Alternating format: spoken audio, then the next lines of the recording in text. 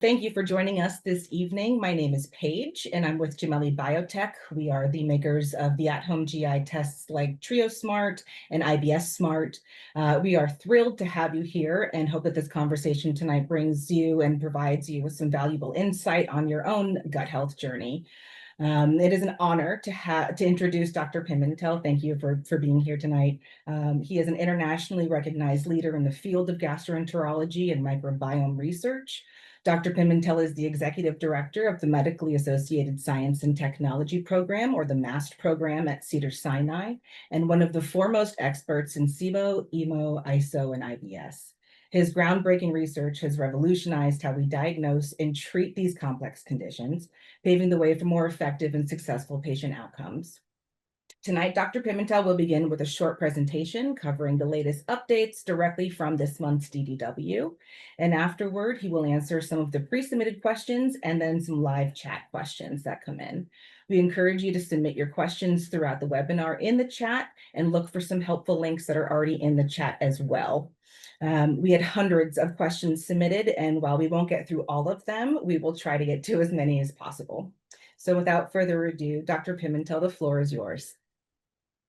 Thank you so much. Wow, so exciting to see so many people on this call, as well over 400 and people still coming in. So make sure they get in the room. Thank you so much for coming out here. I really appreciate it. And you know, I'm here to try to answer your questions and help you from a long distance. You know, we can't see everybody in the United States and around the world here at Cedars because it's just overwhelmingly busy to be able to accommodate. So anything I can do to help, I'm delighted to be here to answer your questions as best as I can.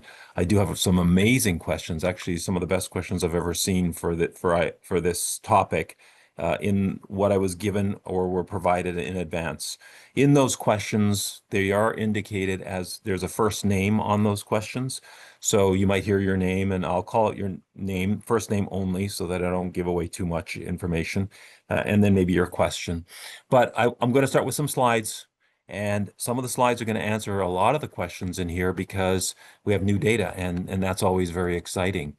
So I know most of you, at least from the questions, seem to be very adept in this topic, or at least have some experience in this topic. So if you don't have any experience in this topic, don't worry. I will try to explain things at least as much as I can at a level that you can try to catch up. But we're talking about irritable bowel syndrome, which is the most common disorder in humans. It affects up to 1 billion people worldwide, 45 billion people in the United States. So I know we're supposed to be talking about SIBO, not IBS, but IBS is SIBO. So SIBO is accounting for about 60% of IBS. So if you took 100 IBS patients, 60% of them might have this condition we're going to address today. Now, SIBO can be caused by other things, anything that causes the gut to slow down, narcotics, you have had previous surgery and there's an adhesion and the gut is slow. All those things can lead to SIBO as well. So it all applies in that context. But one thing we've had a problem with IBS over the decades is, like many diseases, when you don't understand it, you attribute it to stress. Stress caused this man's heart attack. This is an article from the New York Times in 1972. He was president of the company. His doctor told him he had too much adrenaline, and that's why he had the heart attack.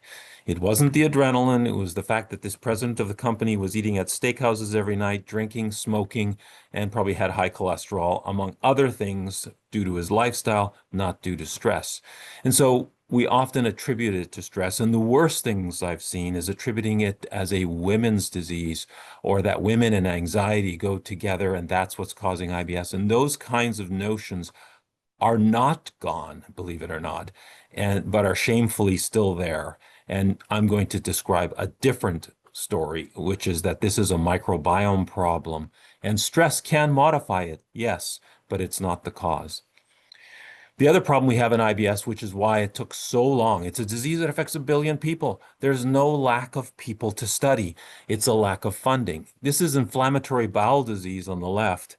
A study over a 10-year period, IBD research received $250 million for only 2 or 3 million people in the United States who have the disease.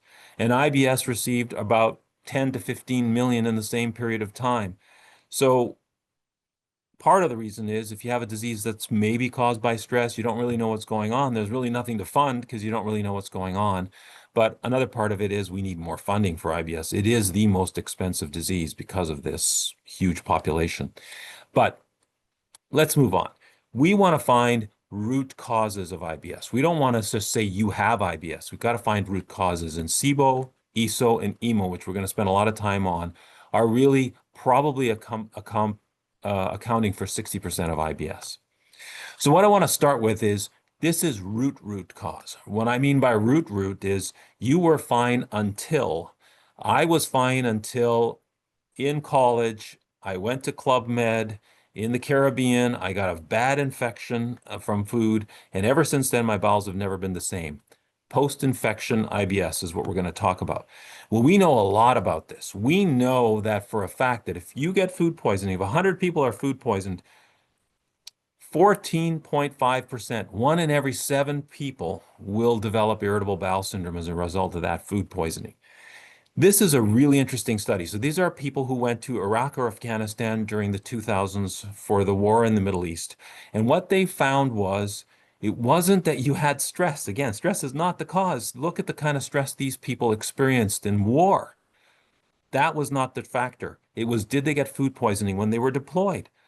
That's the cause of IBS. That's what starts the whole process. And we know that Campylobacter, focus on the graph on the right, there's not enough studies on parasites. It looks like it's the most, but there's only 2 studies out of the 49 on the previous screen. Campylobacter is the big culprit. It is the highest rate of IBS. So we now, and I'm skipping a lot of steps because we only have 15 or 20 minutes because the issue always is answer our questions. So I want to spend a lot of time answering questions. But we know what's going on with food poisoning. It's a toxin in food poisoning called cytolethal distending toxin, or CDTB. And then you form antibodies to the CDTB, but one of the parts of CDTB looks like you, human vinculin. And this protein is really important in the nerve connections of the gut. And so when you get these antibodies to human vinculin, the nerves disconnect, the gut slows, you get bacterial buildup. And we'll talk about the bacterial buildup later. But this resulted in the development of the IBS Smart test, which Jameli also has. This is the most accurate test for diagnosing IBS ever developed because the post-test probability of having IBS, if both markers are positive, the antibody to the toxin and the antibody to the vinculin, 98% chance you have IBS. Medical certainty is 80%. Nothing else has come close. So the way I use the IBS Smart test is if I have a patient with chronic diarrhea, I do the test. Why do I do the test in all these patients? Because I want to know why, what's the root of everything. Because when these antibodies are positive, they will predict your response to antibiotics. They will predict the ability of us to keep the patient in remission or the person in remission. And they will predict that if you travel, you're more likely to get food poisoning and worsen your IBS and worsen the antibodies and mean that you'll be harder to treat. I've seen that again and again in our clinic. So knowing if you have these antibodies really dictates how you live your life, really, and how I treat my patients, at least. So we do this in all patients with any form of chronic diarrhea, such as the IBS with diarrhea. But it's more important than that. And so people have been asking me, and there are questions in here, well, what about the treatment for the antibody? Can we get the antibodies away? Well, this is the study that, one of the studies I've been talking about that we haven't been able to talk about. We presented it at the DDW meeting, but it's actually in press in Digestive Diseases and Sciences, the journal. So it's out there, public now. If you lower these antibodies, you lower IBS symptoms. They normalize. So 3/4 of people who were able to take those abnormal antibodies and make them normal, their symptoms either went away or were dramatically reduced. If you didn't normalize the antibodies, your symptoms did not improve. And what we're working on right now is a drug to push those antibodies down. And we're told in about 8 months we should have the first therapy that we could use, at least to test in animals. And so this is a very exciting time because this is the root. But until then, we have to treat the bacteria that are going abnormal, and that's what we're going to focus on in the second part of my brief talk. So there are three gases, hydrogen, methane, and hydrogen sulfide, that are important to bacterial overgrowth. Breath testing is important in IBS because it's more often abnormal. Remember, there are three gases, not two. A lot of breath tests only have hydrogen and methane. Hydrogen sulfide is probably now realized to be the most important gas, and I'll show you why. Because hydrogen sulfide is associated with diarrhea, methane is associated with constipation, and the hydrogen-producing bacteria on the left are producing the hydrogen, which is the fuel to make the other two gases. We know in IBS, if you're constipated, you have methane. That's the red line. If you're diarrhea, you don't. That's the blue line. You don't have methane. It's usually black and white like that, but I do see questions where it's gray, and we'll try to address those. Hydrogen is high if you're diarrhea, the blue line, versus the red line where you're methane. Hydrogen sulfide is high if you have diarrhea as well, but the story is more complicated. Sorry about that. Now taking the breath test further, this is really important. The Trio Smart breath test is the most validated breath test ever in history. This is part of the reason why. The last three slides are important, but when we measure methane on the breath and on the same day we look at the small intestine, the amount of the methane producers in the gut correlate with the methane on this breath test, this Trio Smart breath test. So this breath test is validated against the true microbiome in the most advanced way possible. It's also validated that if you have hydrogen sulfide elevated on your breath, that hydrogen sulfide is, those producers are elevated in your small intestine. So the gases and the bugs are in the small intestine, and that's really important. So we boil down to three different subtypes. The intestinal sulfite overproduction, which is the new kid on the block, and we know the bacteria that are important there. For SIBO, it's E. coli and Klebsiella. Those are the two organisms that are causing regular SIBO, which produces hydrogen. And the number one organism for methane, and it's really mostly only one, it's Methanobrevibacter smithii, which is present both in the small intestine and the colon.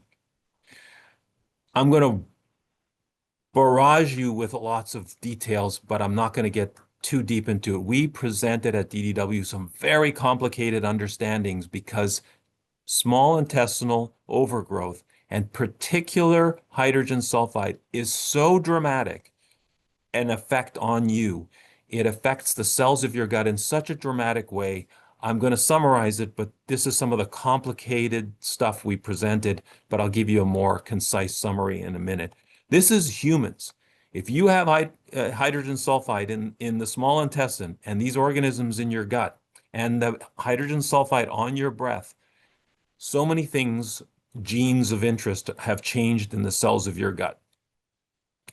If we take these bugs that produce this hydrogen sulfide and put it into animals, we see the same very dramatic changes. And so it's like this, it's changing the engines of your gut cells, the mitochondria. It's changing oxidation or oxidative stress in your gut. It's changing your fluid shifts in the cells, meaning you get more diarrhea or less diarrhea, depending upon what your situation is. It's changing nociception, meaning pain, and it's changing motility factors, meaning the movements of the gut. But if you take E. coli BL21, which doesn't produce hydrogen sulfide, that's not happening. It's the hydrogen sulfide. So people, some of the questions in these question and answers are covered in these next three slides. Does a breath test in an office work as well as the Trio Smart sent to a home? And the answer is Trio Smart sent to a home works perfectly. Methane is associated with constipation. The higher the methane, the more severe the constipation. Hydrogen sulfide on the at-home test correlates with diarrhea. The higher the more severe the diarrhea, the higher the hydrogen sulfide. This is an AI model, but what it's showing is that hydrogen sulfide drives the most severe symptoms.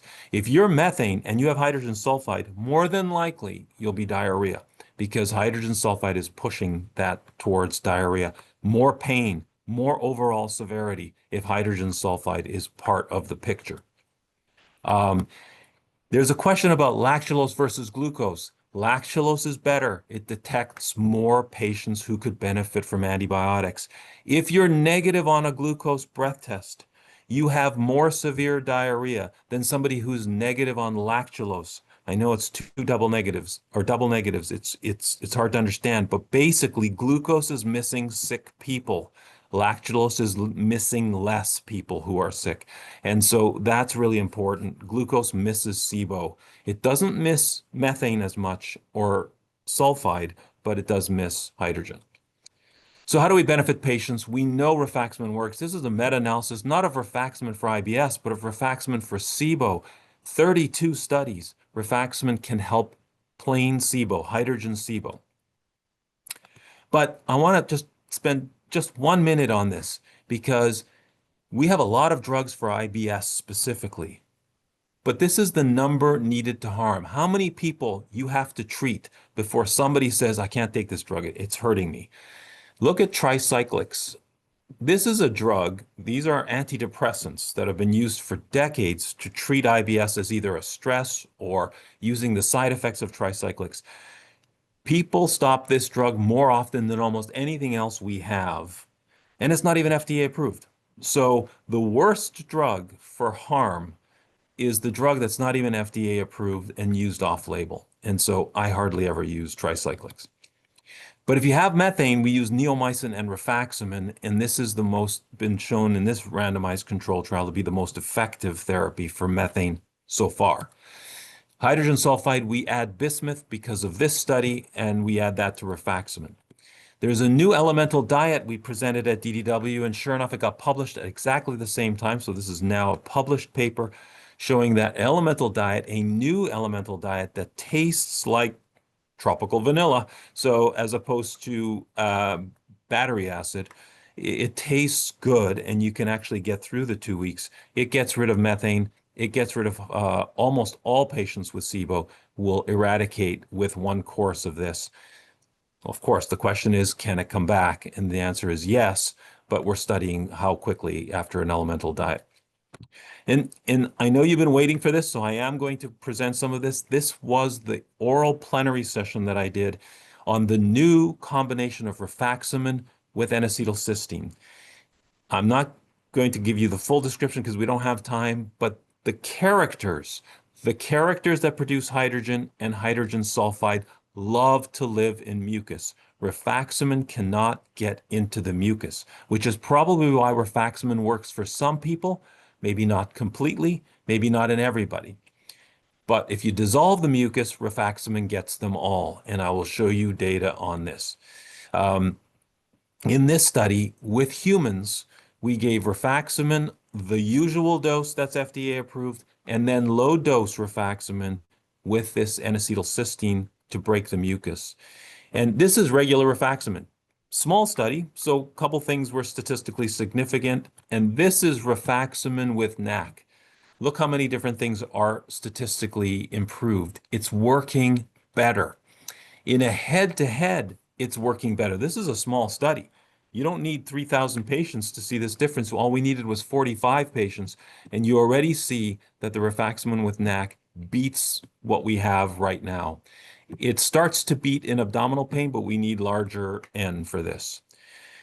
But it does this by getting rid of hydrogen sulfide, again, emphasizing the point that hydrogen sulfide is going to be the key to unlocking the improvements that we want to see for patients.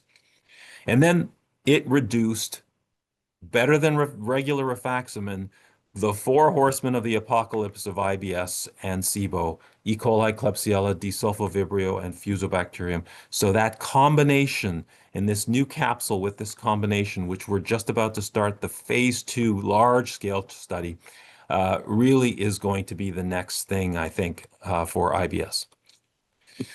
And then people were excited. What are you going to do for methane? My methane's not going away. It's a hard one. We have a new drug, finally. This drug, CS06, it's a code name right now.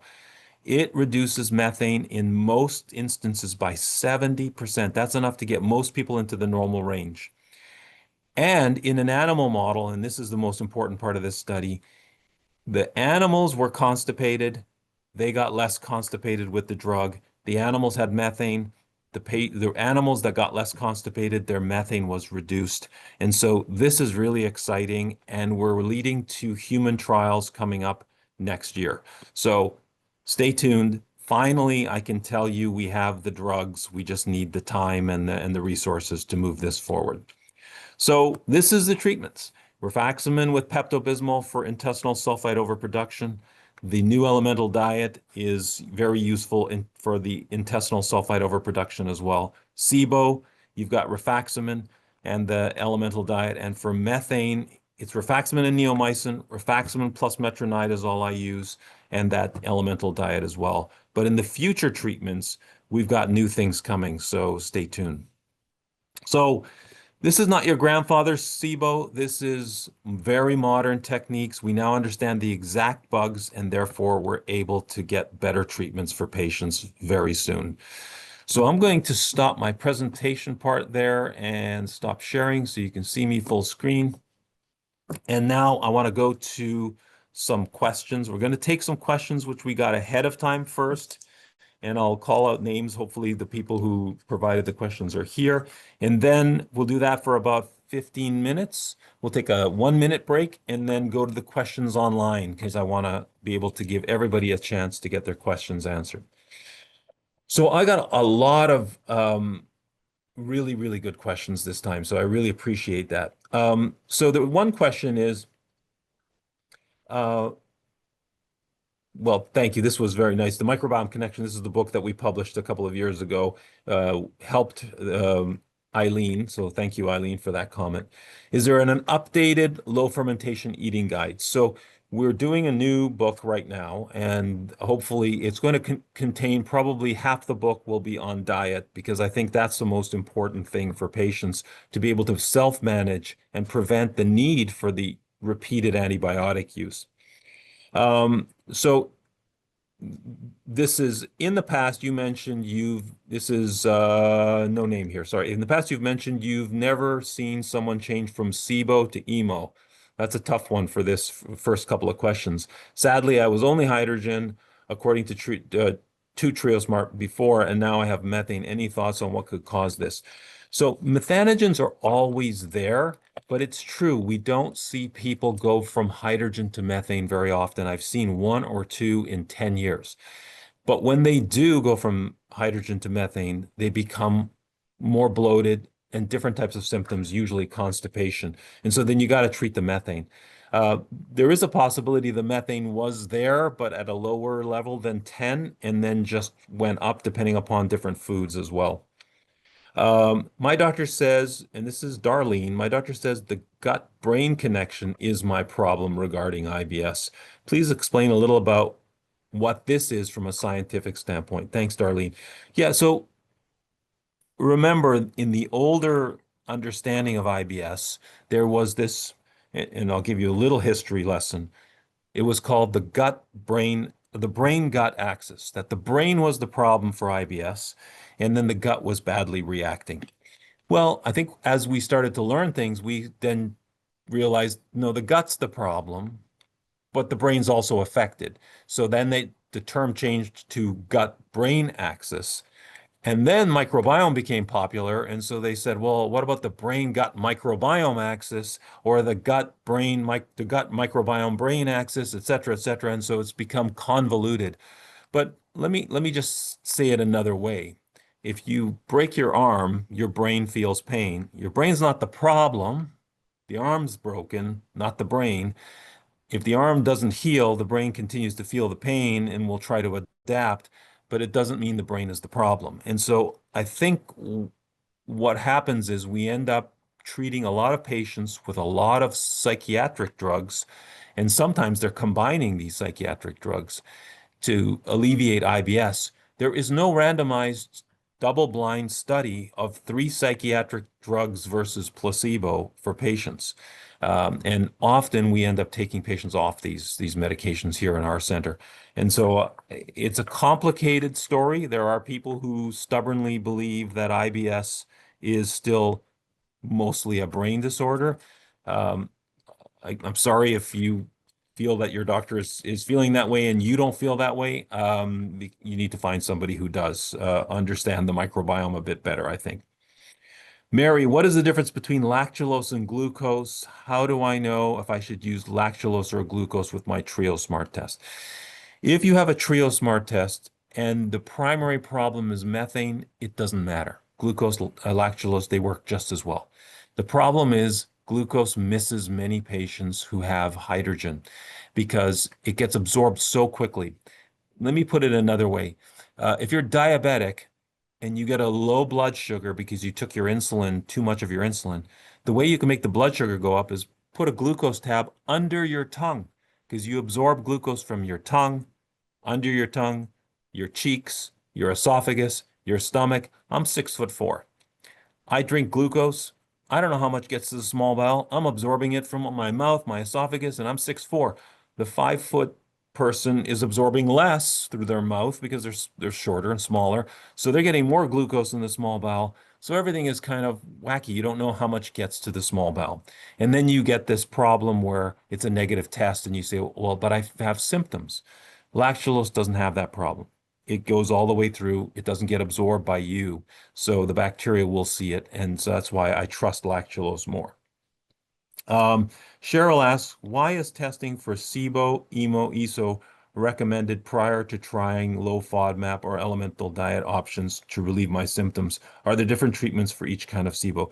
So Cheryl, I think, first of all, and this is a really, really important point. The way I practice in clinic is I don't just want to know that you have SIBO, EMO, or ESO. I sort of want to know why. And so that's why the blood test is so important, because if the blood test is positive, then food poisoning is the why. Because the why can matter. Let me give you an example. You have hydrogen positive SIBO. But what if it's caused by a lump in your small intestine causing a blockage? That's important. What I'm saying is you need to know what bugs you have before you start treating and to have a better understanding of why. Because if you don't respond to the therapy, then you need to take action. You need to maybe do a colonoscopy. You maybe need to do some imaging of the gut. So how you respond to therapy is as important as what you're taking and is as important as what gas you have. So more than ever, I do breath testing in advance of any kind of therapy because of hydrogen sulfide being so important as well. So Zach asks, are you close to a cure for IBS SIBO?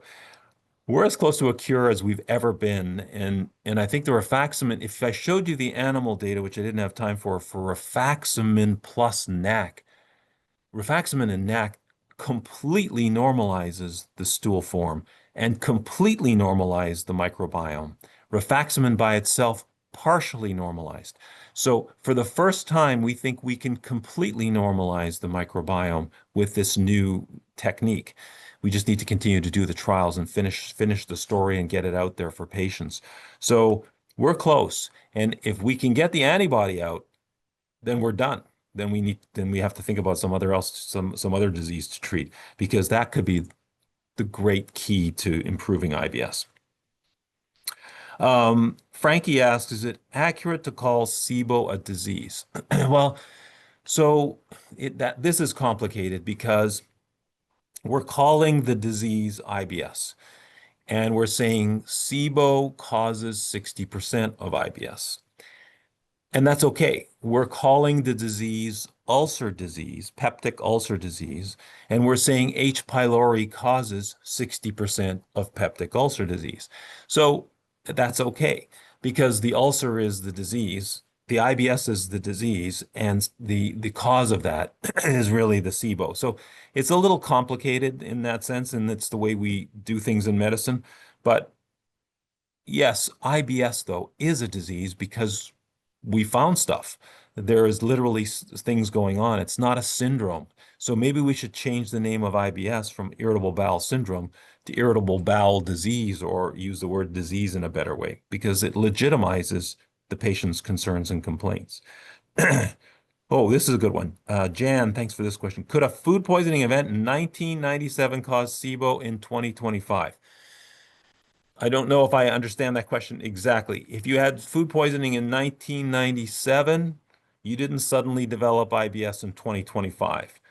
But if you developed IBS from 1997, you could have had SIBO all those 30 years, 20, 28 years. So that can happen. And one of the questions that I get a lot is, I think I've had SIBO or IBS for 20 years. Will the antibiotics work? It doesn't matter how long you've had it. The antibiotics work. So it really doesn't, the duration of the symptoms. But now, the other slant of the question, which it could be what Jan is asking is, I had food poisoning in 1997, but my SIBO started in 2025. So what we do see with the antibody measurements is that we see people where the antibodies go up, but they don't quite cross the line. And then they get another food poisoning, even mild, and it bumps the antibodies over the threshold, and all of a sudden they get SIBO and IBS. So it's really, it can happen where you have a milder second infection that pushes the antibodies over the edge. Jan, I hope I answered that question for you. Um, Nicole, oh, same question. Is SIBO a type of IBS or vice versa? I think I answered that already, Nicole.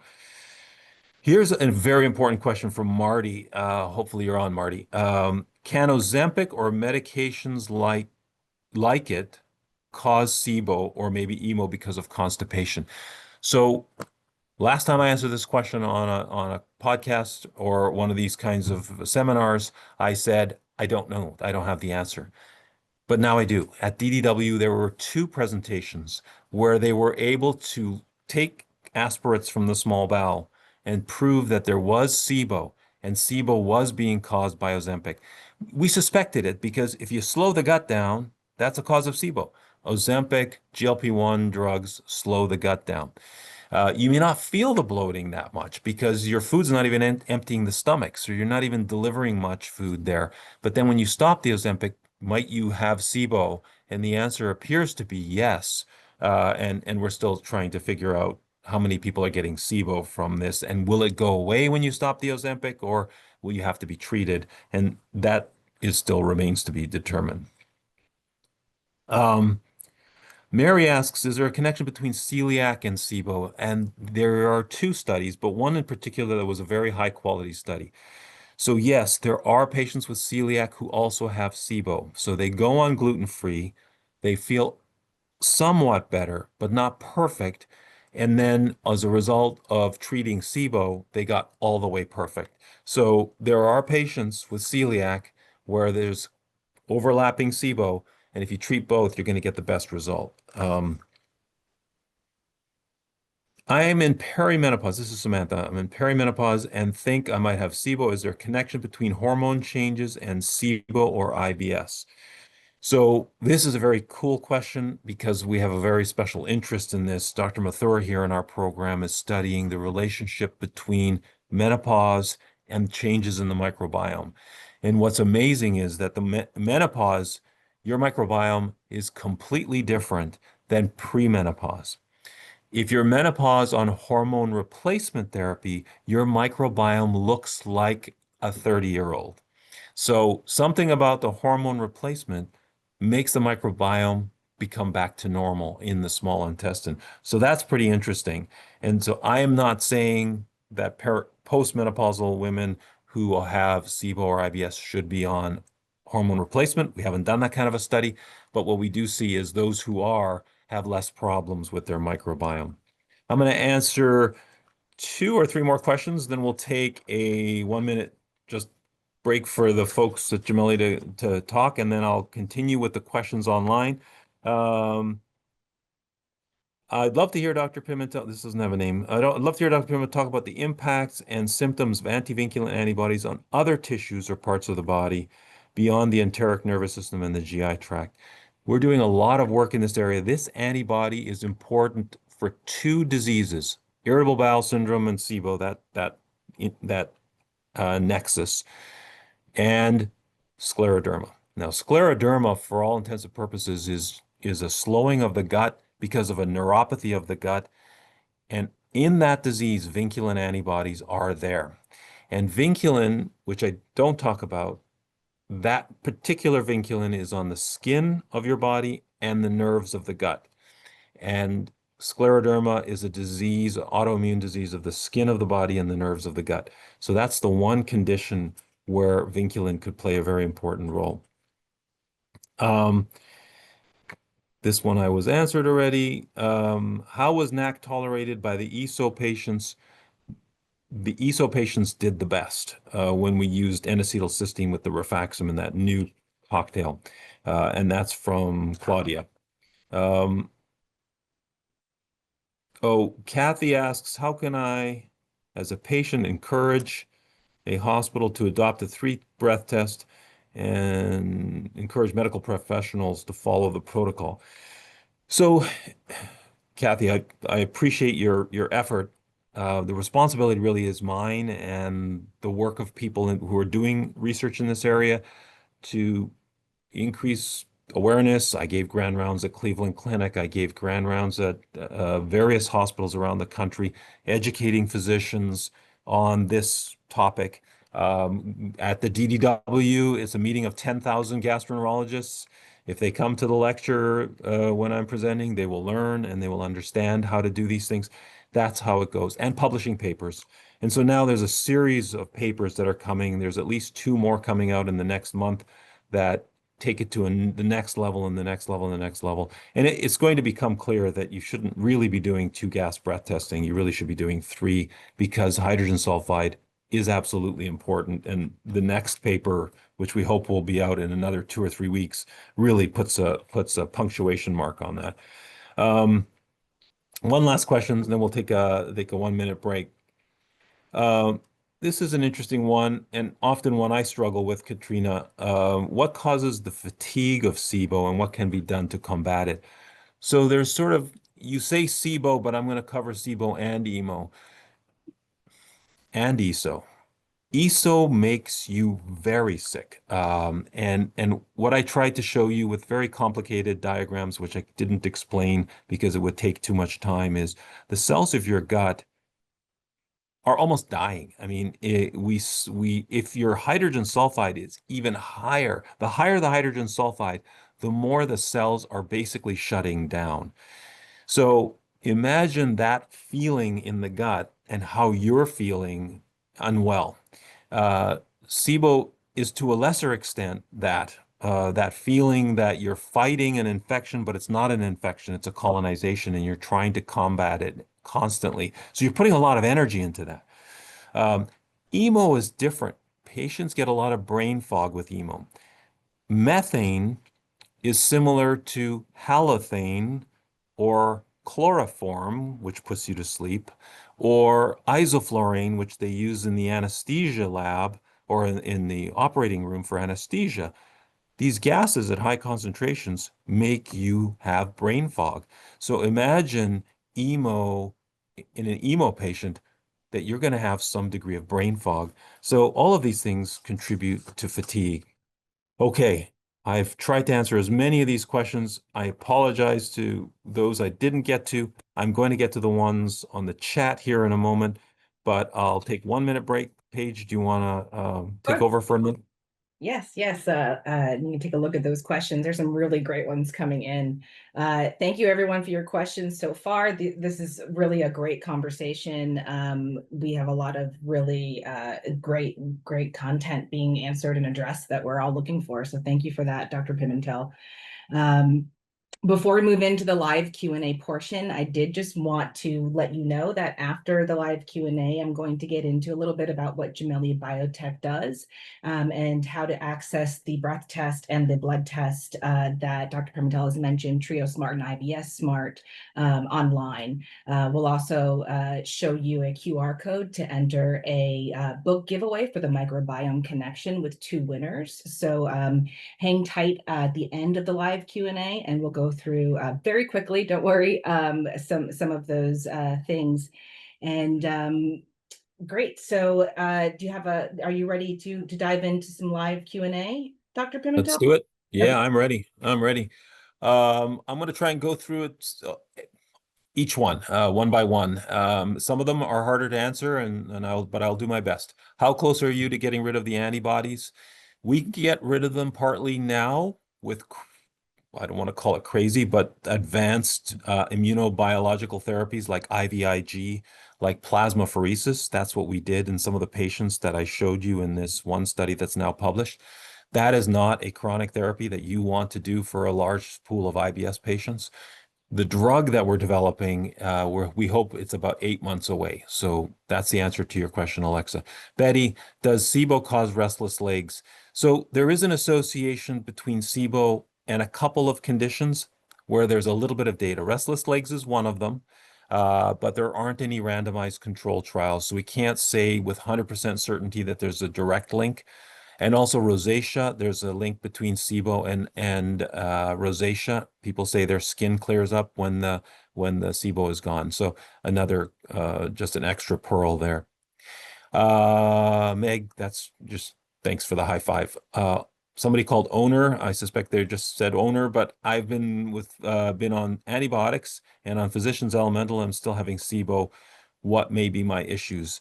So I guess there's no way to know without more information. But what this brings up is the point that if you have SIBO and it doesn't go away, or you take rifaximin and nothing happens, or you get better and a week later it comes back, there's something wrong. There could be an adhesion in the bowel. There could be even malignancy. There's a whole bunch of different things. There's a long list of things that could contribute to that refractory patient. That needs to be worked up. You need to do some tests. It could include a colonoscopy, barium studies, CT scans. There's a lot. It depends on the rest of the story. So my advice to you is that you need to see somebody who will take it to the next level.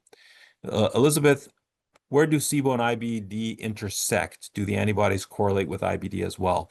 In fact, when we validated the antibodies, we compared it to IBD, and IBD barely has these antibodies. It may be positive in some IBD patients because 10% of everybody has IBS, including 10% of IBD patients. But what's really interesting with SIBO and EMO in IBD is that EMO patients almost never have IBD, and IBD patients almost never have EMO. So there's something about EMO maybe as protective, or we do know that people with EMO have more anti-inflammatory effects of methane. So methane may be beneficial in, let me say it a totally different way. We like methane. I don't dislike methane. I like methane here. I don't like methane here. If it's here, I think it's good. I think you need to have a little bit of this methanogen. That's why I like the CS06 drug that we're now have developed, because you can reduce the methane to where it needs to be, but not get rid of it altogether. You don't have to slam it with antibiotics. You're just reducing it. That's really important. And I think that's where we need to be in a year or two from now. Let's see, where am I going here? Okay. This is Joanne, a little long question, but I've been suffering from SIBO for 14 years. I've had positive tests in my doctor's office. I recently had 2 Trio Smarts, 1 glucose, 1 lactulose. Both were negative. Horrible symptoms, bloating, abdominal hardness and pain, a feeling of being full. Is it possible to have SIBO and have a negative test? Every time I take Xifaxan, my symptoms go away and I feel great. Once off for a few weeks, months, it comes back. I'm desperate to get a cure. So I would love to see those breath tests, to be honest, because if rifaximin is working, the only way it would work is if you had SIBO. There's one other possibility, just one other possibility, is that Xifaxan does treat C. diff. And so you could have recurrent C. diff, and Xifaxan is helping. So make sure you check for C. diff. I'm not offering medical advice on this call because I can't know everything about you, but I do see patients occasionally when they're taking rifaximin that it does treat C. diff. So keep that in mind. But I can't give you specific advice because I don't know the whole story. Hopefully that's at least helpful. Manish, my symptoms started after antibiotic therapy for H. pylori. Can antibiotic course cause SIBO? So there was a study that was done in H. pylori because people said, oh, a lot of these patients with H. pylori had bloating and it went away when we gave them antibiotics. So likely they had SIBO and the antibiotics helped. Why it would cause SIBO would be a little bit perplexing. What we do know is that patients with H. pylori tend to have lower acid in their stomach because the H. pylori reduces the acid production. Acid can fuel, for example, hydrogen sulfide, and it can fuel methane. So people might have had SIBO all along, but it was suppressed by the H. pylori. And as soon as you got rid of the H. pylori, all this acid comes back and maybe brings on the EMO or ESO, maybe not SIBO. So that could be part of what's going on. But again, more information would be helpful. So sorry if that's incomplete. Amber, do you recommend for a patient who has seen mild to moderate improvement for rifaximin alone, but has taken many rounds? Do you have a recommendation? So again, rifaximin works almost equally well every time you take it, if it worked. So however well it worked for you the first time, generally speaking, it works that well each time. We don't see patients needing, like, for example, rifaximin worked, 6 months later you take it again, then you got to take it in 3 months, then you got to take it in 2 months, then you got to take it in 1 month. That doesn't happen. I don't see that. I don't see things worsening that way. So if it works, people keep taking it. But if you can get the bacteria down more completely, elemental diet might do that for you. So sometimes I see that in my practice, that the elemental diet brings those bacteria levels down way lower than rifaximin, and you can get a longer duration of benefit. The other thing that I do for my patients is I give them a prokinetic in addition to the low fermentation diet, because that will help prevent the need for more rifaximin retreatments. So those are things to consider in patients where the rifaximin works, but they don't want to keep taking antibiotics every 3 months. You want to try and prolong that. What is the type of NAC used? So the NAC that we're using in the capsule is a special, it's NAC, it's run-of-the-mill NAC, but it's contained so that it will deliver along the small intestine. So it's a specific type of coating that we're using. Nina, I'm taking 262 milligrams of bismuth, Pepto-Bismol, when I have SIBO, bloating, and gas. Is that amount of milligrams okay, even though it makes my stool turn black? Yeah, bismuth makes your stool turn black. What we want to do, and what I do in my practice with bismuth, is avoid what happened in the H. pylori era. In the H. pylori era, people started taking bismuth a lot. And bismuth toxicity is real. I've seen it once or twice in my career. People taking bismuth for years because it just makes them feel better and keeps their IBS better. So it does work. It's just bismuth toxicity causes the nerves of your feet and hands to go numb. And so we don't want that, bismuth toxicity. 2 weeks, no problem. 4 weeks, no problem. We don't want you taking it for months. That's the problem. So just intermittently is fine. The kidneys will clear the bismuth once you stop it, but we don't want you to take it for a prolonged period of time. D. Michelson, recommendations for patients who have failed 2 courses of rifaximin and neomycin, who are hydrogen and EMO positive. Would you recommend the elemental diet for 2 weeks? So in general, it's funny about the elemental diet study, because the elemental diet study was really, really effective. It was 30 patients. It's now published. You can read it in the journal. But many of those patients had taken antibiotics and, got better, but had to take antibiotics again and again, sort of like some of the things we're talking about, or patients who failed antibiotics and it still worked. So if I have a patient in my practice who fails antibiotics, but I'm convinced they have SIBO, that's where I bring in the elemental diet. Remember, it's harder than antibiotics because you got to take it for 2 weeks. You can't eat.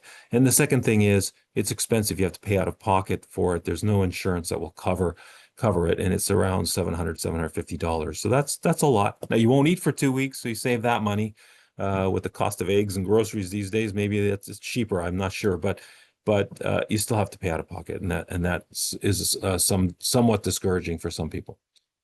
Donna, how well do patients with anti-CD3 and anti-vinculin antibodies respond to treatment for SIBO, EMO, and ESO? So the higher the antivinculin, so I don't want to get into too much in the weeds because this explanation could take a little time. If somebody just has anti-CDTB, I love that because that will or tends to go down over time. At least we think it does. We've had some patients where it normalizes by itself. Antivinculin generally doesn't normalize by itself. And the higher the antivinculin, the more difficult the patient is to get rid of their SIBO, EMO, and ESO. And so for some of the questions that I've already answered, for patients where things aren't working, doing the antibody test is really important too. I forgot to mention that because the antibodies, when they're really high, that antivinculin, we have some people where the antivinculin is at the top range, above 3. And those patients need chronic rifaximin because nothing, rifaximin works, but as soon as you stop it, everything comes back. So knowing the antibody is helpful. D. Mickelson again, any utility in testing for hydrogen sulfide in patients with hydrogen positive EMO already on 2 tests prior? If you didn't use TrioSmart, there is a benefit to measuring hydrogen sulfide because if you have all 3 gases, and I have a few patients like this now, I use anyways, rifaximin, neomycin, and bismuth. It's the only way to get everything in order. So, it starts to get into rocket science when you look at the combinations of gases, but you may miss out on benefit if you don't know the whole story.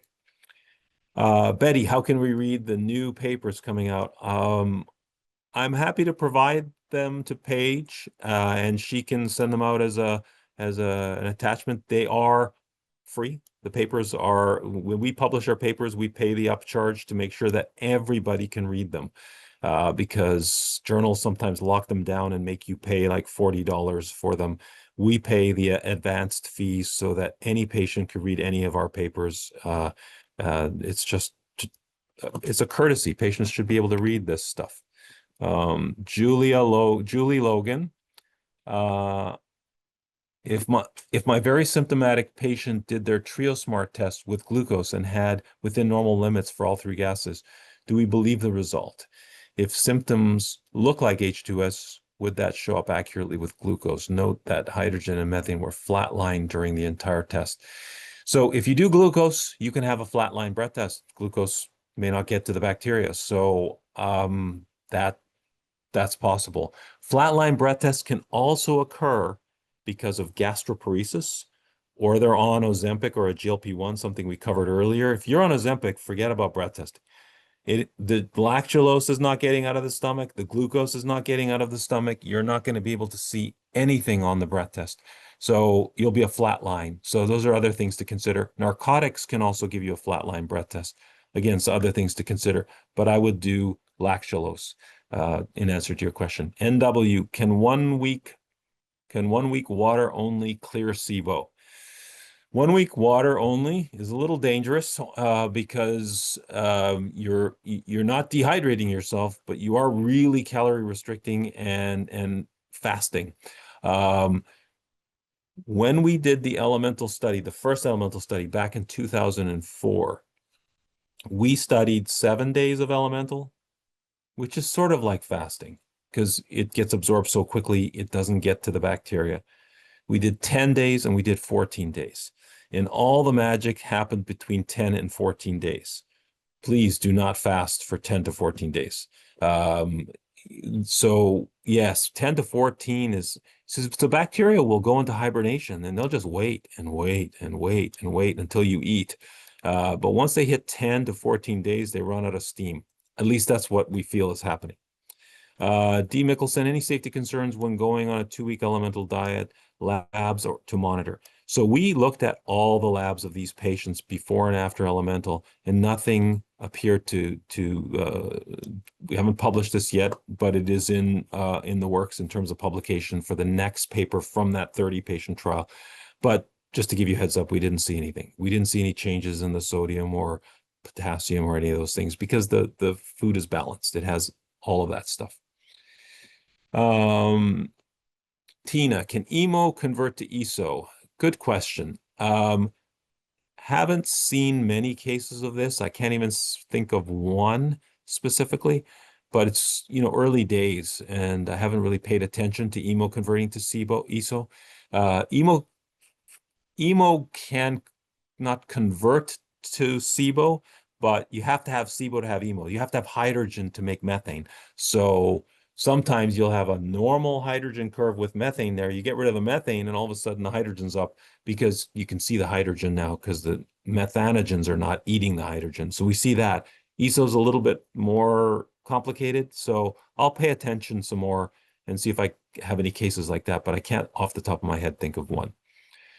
So we got let me do about 2 or 3 more minutes. Oh my gosh, I know I'm not going to get to all your questions, but if NAC breaks down the mucus layer, because mucus layer is what it's supposed to be, why wouldn't it help with emo? My understanding is that methanogens hide in the mucus layer, which is one of the reasons emo returns or is hard to eradicate. So you are correct, Meg. The methanogens hide close, some of them hide close to the mucosa or close to the cells. And the problem with methanogens is they colonize the small bowel and the colon. And NAC is a funny thing that, let's say if you just took NAC, just took it, NAC is consumed by the amount of mucus in the environment. So if you took it, the stomach is just packed with its, you ever vomit and you get that stringy stuff? That's the mucus. NAC will all get consumed by all the mucus that's in the stomach. Imagine the mucus along the small intestine and then trying to get some NAC to the colon. You'd have to design something specifically to get to the colon. So the answer is maybe with the right design of some kind of product, but at the moment that doesn't exist. So, but your idea is good.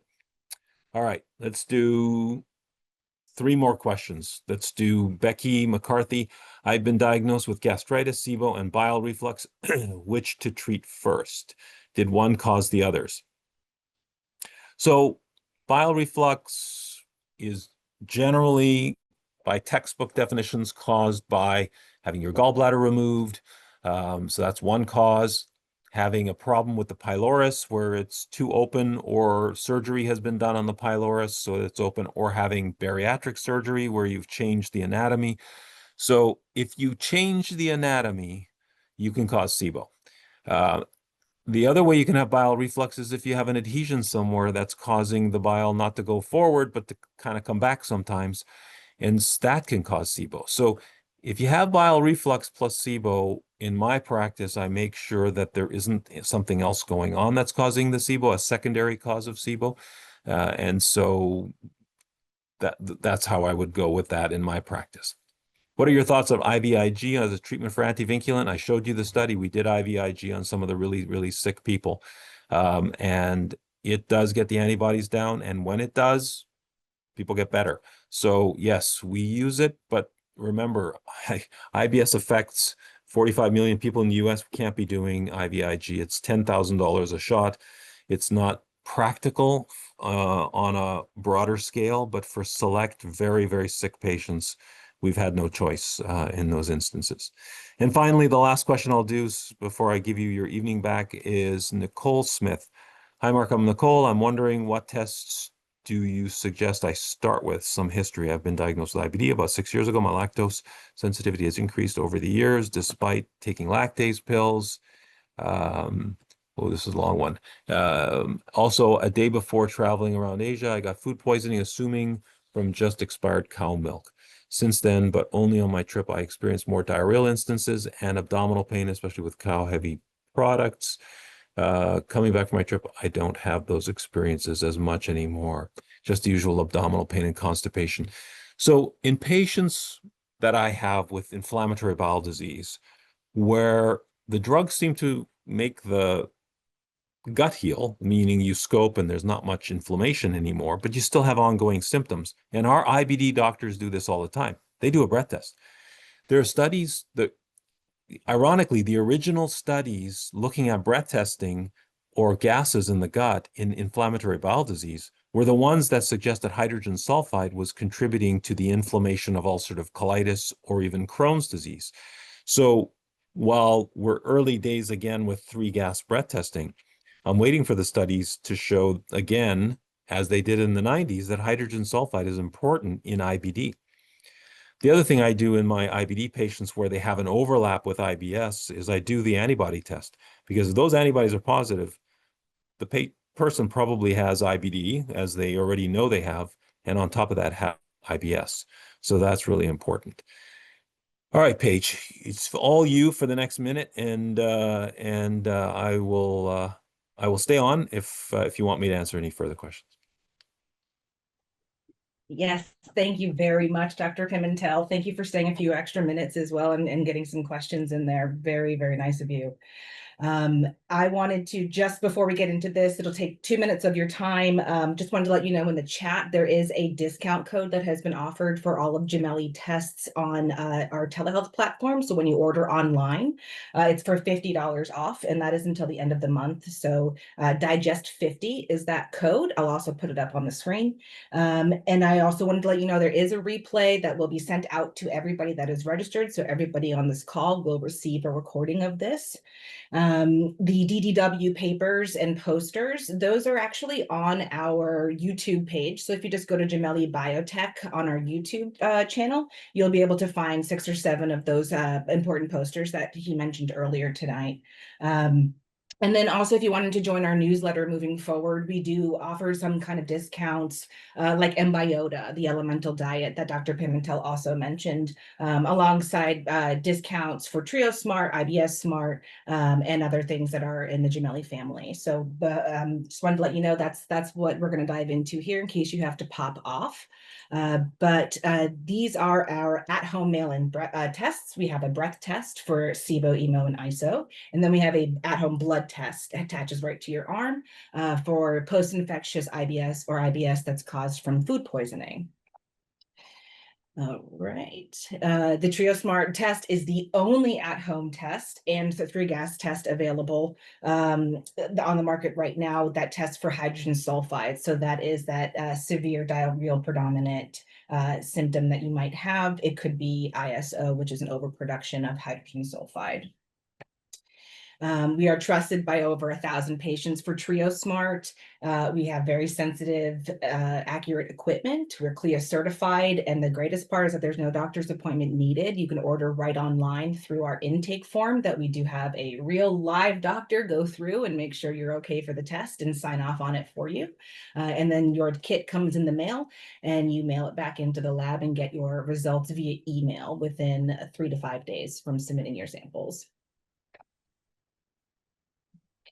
We also now have lactulose available. We do have the option of glucose or lactulose through our telehealth platform. Lactulose does require a prescription that we do incorporate into the intake form process that your doctor will evaluate to make sure lactulose is safe for you. And then you will receive lactulose as a separate substrate in the mail. And you can use it with your lactulose test when that arrives in the mail. But you can order either glucose or lactulose directly from triosmartbreath.com. IBS Smart is the at-home blood test for post-infectious IBS. So again, the IBS that's caused from food poisoning. This is a at-home capillary test, so it just attaches very easily, basically pain-free. And you just fill up a little bit of blood and you send that in and get your results via email the same way with Trio Smart. Post-infectious, again, this is the food poisoning IBS. It's usually a diarrheal symptom or a mix, which is the mix of constipation and diarrhea if you go back and forth, but primarily diarrhea for IBS Smart and post-infectious IBS is recommended.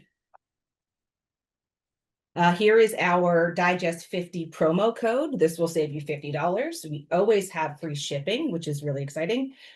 We are only available in the United States at the moment. And you can go to ibssmart.com or triosmartbreath.com to access any of these tests. And just make sure you put in Digest50. It'll also be in the email that we follow up with later tonight or tomorrow, depending on the replay. And this is where I'm going to keep this up a little bit. If you want to scan the QR code or go to this bit.ly address here, you can enter to win a giveaway of one of the microbiome connection books. So Dr. Pimentel and Dr. Rezai's book. Really, really informative stuff. We have patients all the time referencing this book, what's in the book, asking questions, recommendations. Really highly recommend, even if you don't win this book, get yourself a copy of it. But yes, if you could just QR code here and you can enter your information, and we will announce the winner in the email, the follow-up email with the replay link as well. Again, thank you for joining us. This is the Digestive Code once more. If you have any questions for us about the tests, about TrioSmart, IBS Smart, please reach out to support@triosmartbreath.com, or you can go onto our websites and go through the contact form there. I hope you have a wonderful evening. Thank you for joining us. Thank you, Dr. Pimentel. This was incredibly informative and very helpful. And we'll send out the email and you'll get all of this nicely packaged so you don't have to remember it all. But thank you very much for joining us and have a great night. Well, Paige, we missed 117 messages, 18. Oh, So wow. Yeah. looks A like lot. there's a lot more questions we never got to. Yeah. So thank you for everything, and thanks everybody for being here on this evening.